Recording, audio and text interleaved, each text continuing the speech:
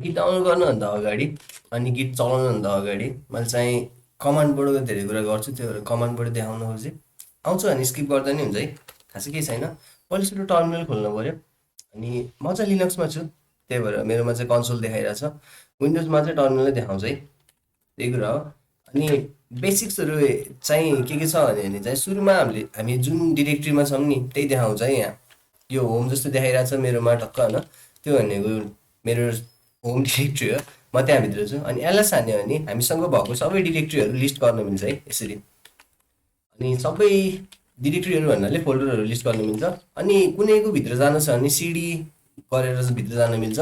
CD लेख्यो अनि त्यसपछि के को भित्र जान मन लाग्छ, मलाई चाहिँ डकुमेन्ट्सको भित्र जान मन लाग्छ सपोज भनेपछि सिडी स्पेस डकुमेन्ट्स गर्यो। अनि त्यसपछि यहाँभित्र के छ हेऱ्यो एलएसबाट।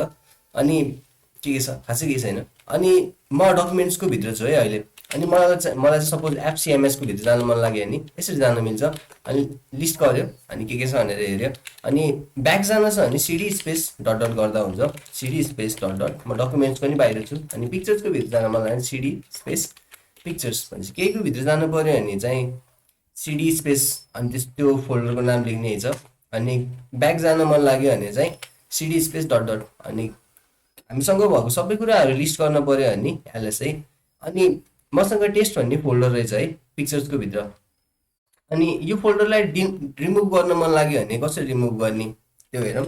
रिमुभ डिरेक्ट्री rmdir अनि त्यो फोल्डरको नाम है। अनि के भनेछ डिरेक्ट्री नट एम्टी रे भनेपछि त्यसको भित्र के छ हेरौँ। पहिला सुरु सिडी स्पेस टेस्ट केही छ कि नै छ भनेपछि यसलाई रिमुभ गरौँ है। रिमुभ गर्नको लागि rm युज गरिन्छ। सम फाइल डट टीएक्सटी यो रिमुभ गरिदिउँ, हेरौँ के छ कि नै छैन। अनि त्यसपछि यसलाई रिमुभ गरौँ, रिमुभ टेस्ट रिमुभ डिरेक्ट्री अनि टेस्ट है। मैले डिरेक्ट्री रिमुभ गर्दैछु। डिरेक्ट्रीलाई रिमुभ गर्नु पऱ्यो भने rmdir लेख्ने हो। अनि फाइललाई रिमुभ गर्न छ भने rm मात्रै लेख्ने हो। भनेपछि हामी पिक्चर्सको भित्र अब खाली छ कि नै छ, एलएस गरेर हेऱ्यो भने खाली छ भनेर देखाउँछ। एउटा केही कुरा बनाऊँ भनेपछि मैले यहाँभित्र एउटा डिरेक्ट्री बनाउन खोजेँ, एमडी गरेर गर्नु मिल्छ, mkdir गरेर गर्नु मिल्छ है, मेक डिरेक्ट्री। अनि एउटा माई पिक्चर्स भनौँ न है, माई पिक्चर्स भन्ने मैले एउटा फोल्डर बनाएँ। अनि त्यो फोल्डरको भित्र जानु पऱ्यो भने सिडी माई पिक्चर्स भन्नु मिल्छ। अनि यसको भित्र मैले एउटा फाइल बनाउन खोजेँ।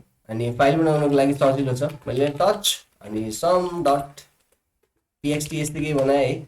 अनि टच युज गरेर मैले फाइल बनाउन मिल्ने चाहिँ लिनक्समा मात्रै हो है, विन्डोजमा टच भन्ने हुँदैन, कमान्ड हुँदैन। अनि त्यसको लागि चाहिँ पहिला नोड राखेको हुनु पऱ्यो है। नोड ड्यास ड्यास भर्जन भनेर चेक गऱ्यो भने चाहिँ मेरोमा नोड इन्स्टल छ नि त। अनि npm i touch cli विन्डोजमा यो कमान्ड हालेर टच ल्याउन मिल्छ। मन लागेछ भने चाहिँ यसरी गर्न मिल्छ। पहिला नोड इन्स्टल गर्नु पऱ्यो क्रोमतिर खोजेर है, कतै खोजेर।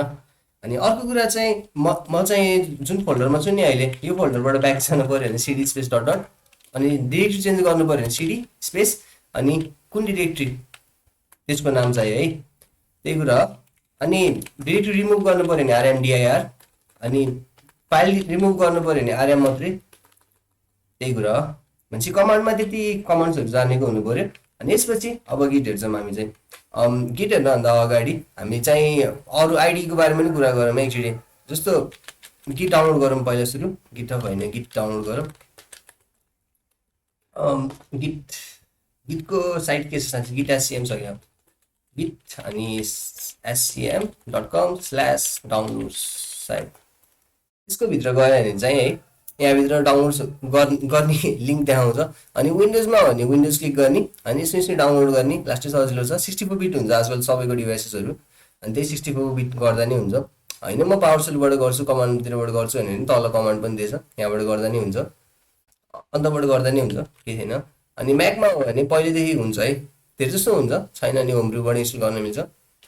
अनि लिनक्समा चाहिँ पहिलेदेखि हुन्छ, मेरोमा पहिले थियो, नत्र एप्लिकेट अथवा प्याकम्यान त्यस्तै केहीबाट गर्न मिल्छ है, जहाँबाट गर्दा नि हुन्छ। अनि मेरोमा चाहिँ अब गिट छ भनेपछि कसरी चेक गर्ने त्यो हेरौँ है। क्लियरले चाहिँ अनि यो पुरै कन्सोललाई क्लियर गर्छ। अनि भर्जन हेर्नको लागि गिट ड्यास ड्यास भर्जन है, यो गर्यो भने गिट छ भने देखाउँछ, त्यो कुरा हो। अनि हामीले चाहिँ अब गिट यहाँबाट डाउनलोड गर्नु पऱ्यो। अनि डाउनलोड गरेर भर्जन छ त्यो चेक गर्नु पऱ्यो। अनि मसँग फलो एलङ गर्नको लागि एउटा आइडी राखेको राम्रो है, कोड एडिटर एउटा जुन भने हुन्छ, VS कोड डाउनलोड गर्दा हुन्छ।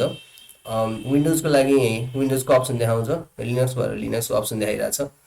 अनि VS कोड होइन म अरू गर्छु भने एटम गर्दा नि हुन्छ, दामी छ, कस्टमाइजेबल छ। अनि सबलाइम टेक्स्ट पनि छ, यस्तै अरू टन्नै हुन्छन् जुन युज गर्दा पनि हुन्छ। अनि VS कोड धेरैले युज गर्ने भएको भएर म VS कोड युज गर्दैछु।